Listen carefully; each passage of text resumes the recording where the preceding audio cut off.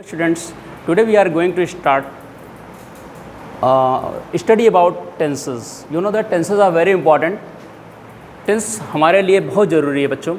बिना टेंस के, टेंस को हिंदी में बोलते हैं काल, समय, और बिना टेंस के मुझे लगता है आगे आपको कुछ समझ में आने में, कुछ भी करने में, जैसे एक्टिव वॉइस पैसिव वॉइस पढ़ना है, आपको डायरेक्ट इनडायरेक्ट नरेशन पढ़ना है, या आपको जो है कुछ भी पढ़ना है, sentence correction of the sentence पढ़ना है, या आपको लेटर ही लिखना है, तो आपको ग्रामेटिकल मिस्टेक होती रहेगी. So tenses are very important for every student. So I am going to tell you about tenses. So let's start. As you know that, जैसा कि आप जानते हैं, टेंसेस को बोलते हैं हिंदी में काल या समय. टेंस में और साधारण वाक्यों में यानी सिंपल सेंटेंस में अंतर क्या होता है, पहले आपको ये बता देता हूँ मैं. जैसे आप जानते हैं, मैंने कहा कि चिड़िया काली होती है, चिड़िया काली होती है, एक मैंने वाक्य दिया, आपने कहा ठीक है. या गायें सीधी होती हैं, तो आप सोचेंगे कि लास्ट में आ रहा है. हिंदी में आपने ध्यान दिया, गाय काली होती हैं, गायें काली होती हैं, तातीते आया, इसका मतलब ये प्रेजेंट इंडेफिनिट टेंस होगा. और आप लगेंगे रूल लगाने, नहीं, ऐसा नहीं है. टेंस का मतलब ये हो गया, टेंस का मतलब काल और समय में कोई घटना होती है, ये तो सही है, लेकिन टेंस का मेन चीज़ है, इसमें कोई एक्शन होना चाहिए, कोई काम होना चाहिए, मेन वर्ब होनी चाहिए. हेल्पिंग वर्ब भी हो सकती है, लेकिन साथ में मेन वर्ब इज कंपलसरी. इतना आपको समझ में आ गया. तो टेंस में जो है कोई न कोई मेन काम यानी एक्शन जो है ज़रूर दिया रहता है. अब हम टेंसेस की बात करें तो आप अच्छे से जानते होंगे कि टेंस मुख्यतः 3 प्रकार के होते हैं. प्रेजेंट टेंस, जिनको हिंदी में हम बोलते हैं वर्तमान काल.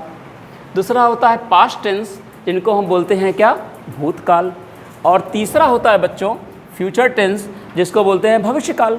ये इसकी एक कैटेगरी हो गई. There are 3 categories. First category present tense, past, second category past tense, and third category you know that future tense यानी भविष्यकाल.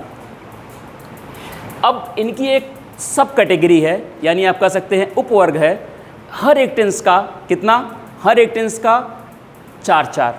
जैसे प्रेजेंट का है present definite, present continuous, present perfect and present perfect continuous tense. वैसे ही past में, वैसे ही future में.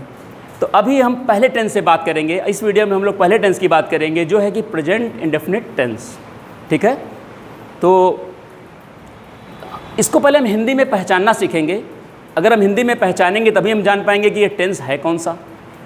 तो मैंने बताया कि इसमें वाक्य के अंत में ता है, ती है, ते है दिया रहता है. ठीक है, कब यहाँ दिया रहता है, हिंदी वाक्य के अंत में ता है, ती है, ते है दिया रहता है.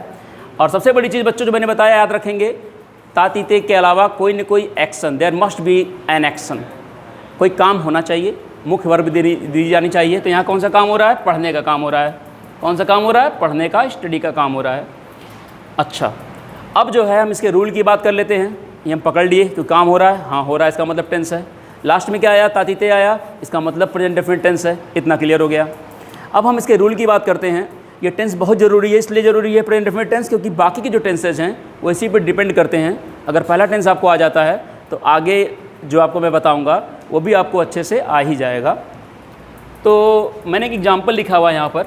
मैं एक किताब पढ़ता हूँ. हमने चेक किया कोई काम हो रहा है, हाँ हो रहा है, पढ़ने का काम हो रहा है. क्या पढ़ रहे हैं, किताब, यानी ऑब्जेक्ट भी है.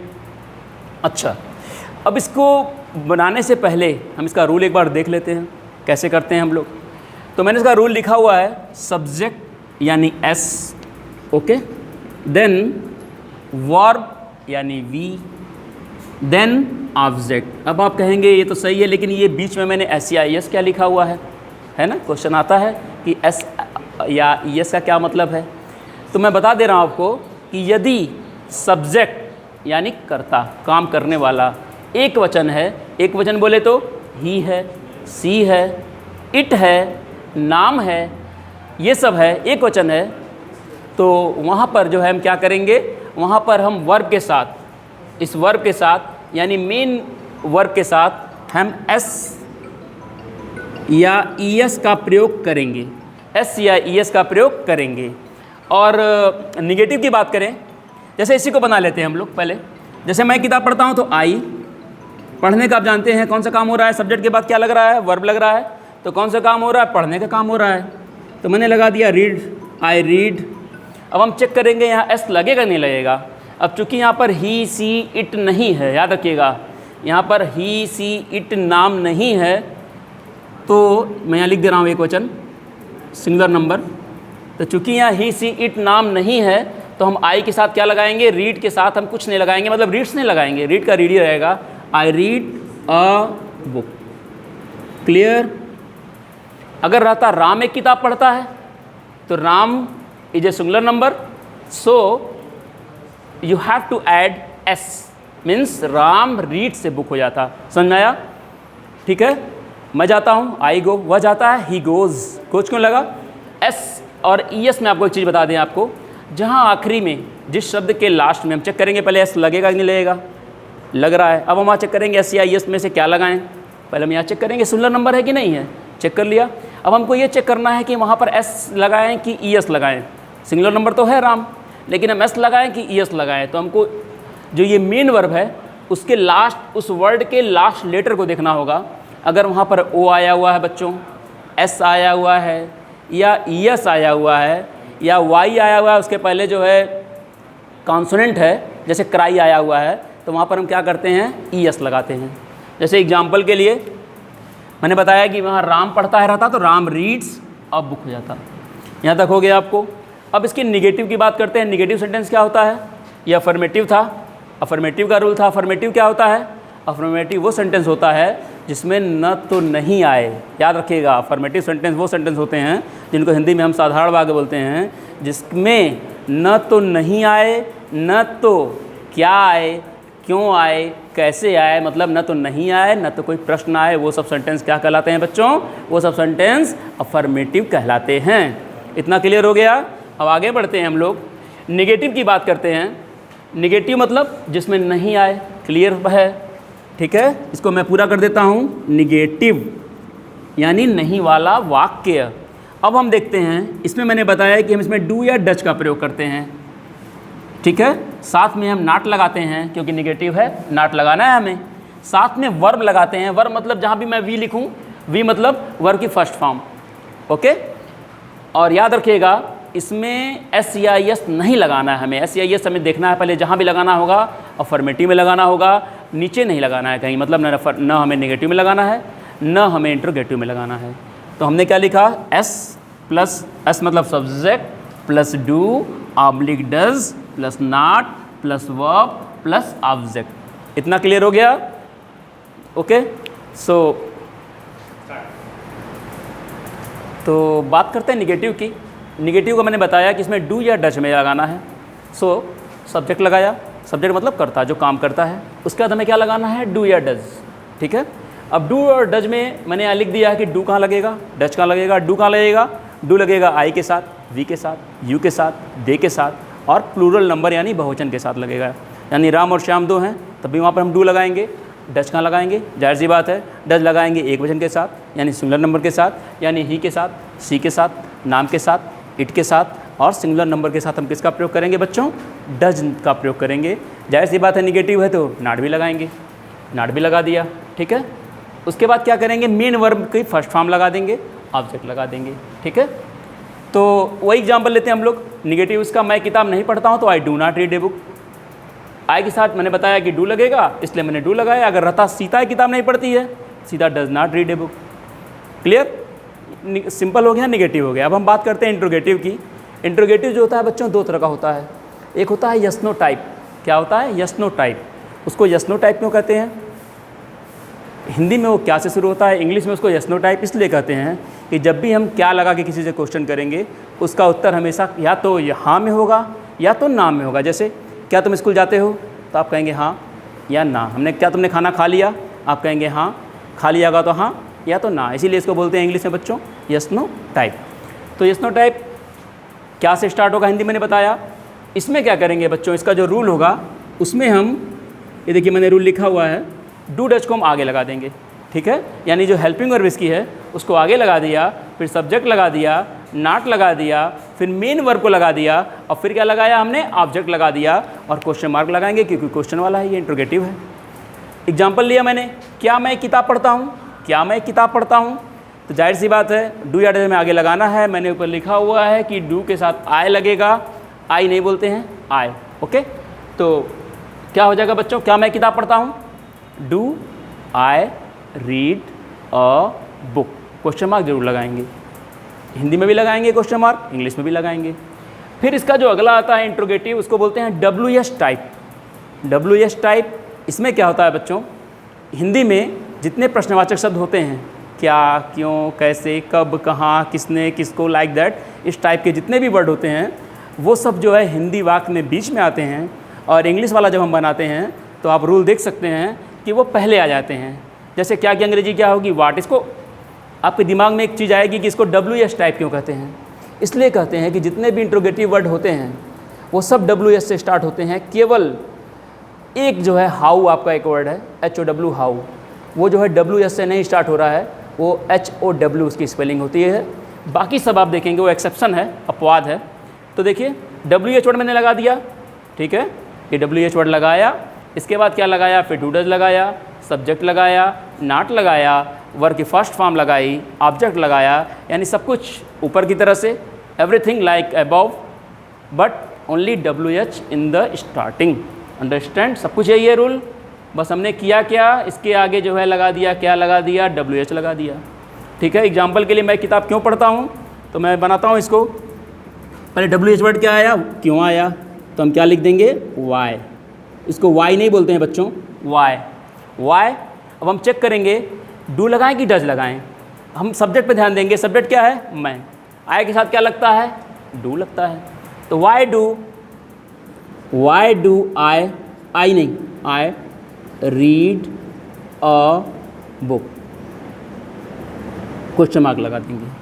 देखो बच्चों, अब हमें चारों तरह से मालूम हो गया, अफर्मेटिव में कैसे बनाएंगे, निगेटिव में कैसे बनाएंगे, यस नो टाइप में कैसे बनाएंगे, WS टाइप में कैसे बनाएंगे। तब आप कहेंगे कि सर अब 4 तरह का सेंटेंस बनेगा हमारा, एक सेंटेंस हम 4 बना सकते हैं। 4 नहीं, आप 1 से 6 बनाइए। जो आपका यस नो टाइप है वो सिंपल भी हो सकता है, मतलब बिना नहीं के भी हो सकता है, और नहीं के साथ भी हो सकता है। तो मैं एक एग्जाम्पल देता हूँ कि हम एक सेंटेंस से एक हिंदी वाक्य को जो है एक वाक्य से 6 जो है सेंटेंस कैसे बनाएंगे, मतलब उसको सिंपल से लेकर निगेटिव तक लेंगे सेंटेंस सिंपल का, और उसको जो है इंट्रोगेटिव तक पहुँचते पहुँचते कैसे 6 में बदल जा रहा है, उसका मैं एग्जांपल आपको देना चाहूँगा। यहाँ मैंने लिखा सीता एक गीत गाती है, ठीक है। यहाँ मैंने आई लिया था जानबूझ करके, जिसके साथ डू डज लग रहा था। अब यहाँ मैं सीता ले रहा हूँ, Sita is a name of a girl, so noun, singular number.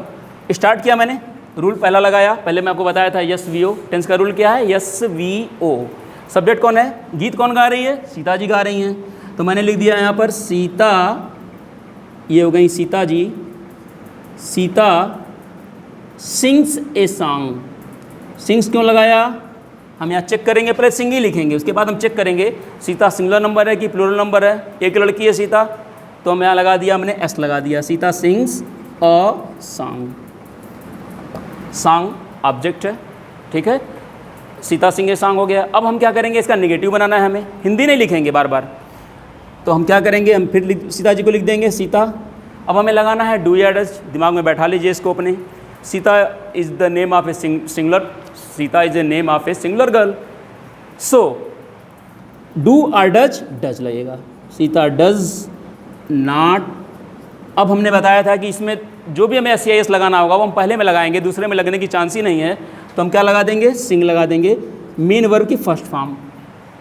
उसके बाद क्या लगाएंगे बच्चों, क्या बच गया, ये सॉन्ग बच गया, उतार दिया मैंने। तीसरे में क्या करेंगे, हम डज को आगे लगा दिया, डज सीता।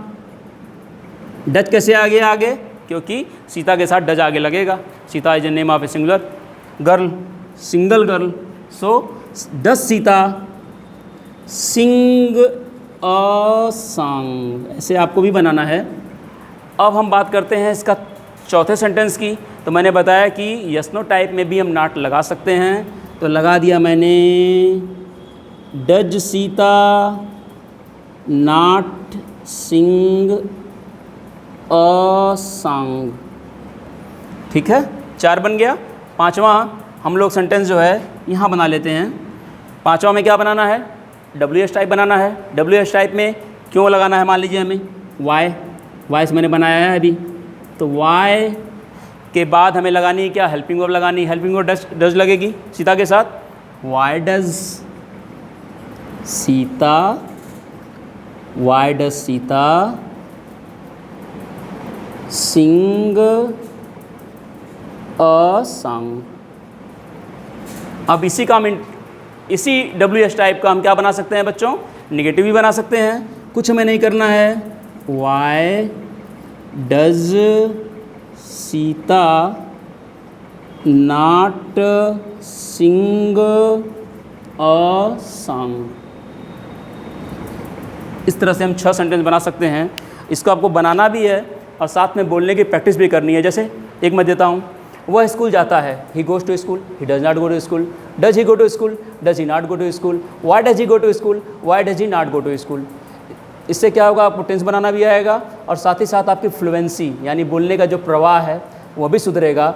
और जो मैं प्रोनाउंसिएशन पे ध्यान दे रहा हूँ, आई को मैंने बताया आई, वाई को बताया, आप बोलते हैं वाई, वाई नहीं वाई, ये भी आप ध्यान देंगे और ख़ुद प्रैक्टिस करेंगे। तो मैं आपको एक और देता हूँ, जैसे राम क्रिकेट खेलता है, राम प्लेज क्रिकेट, क्रिकेट साथ द नहीं लगाएंगे, ठीक है, वो बाद में बताएंगे आपको क्यों नहीं लगाएंगे। Ram pledge cricket, Ram does not play cricket, does Ram play cricket, does Ram not play cricket, why does Ram play cricket, why does Ram not play cricket. कोई भी सेंटेंस हो उसका आप 6 बना लीजिए। My mother cooks food, my mother does not cook food, does my mother cook food, does my mother not cook food, why does my mother cook food, why does my mother not cook food, like that, that's all. और next tense next time, okay, bye.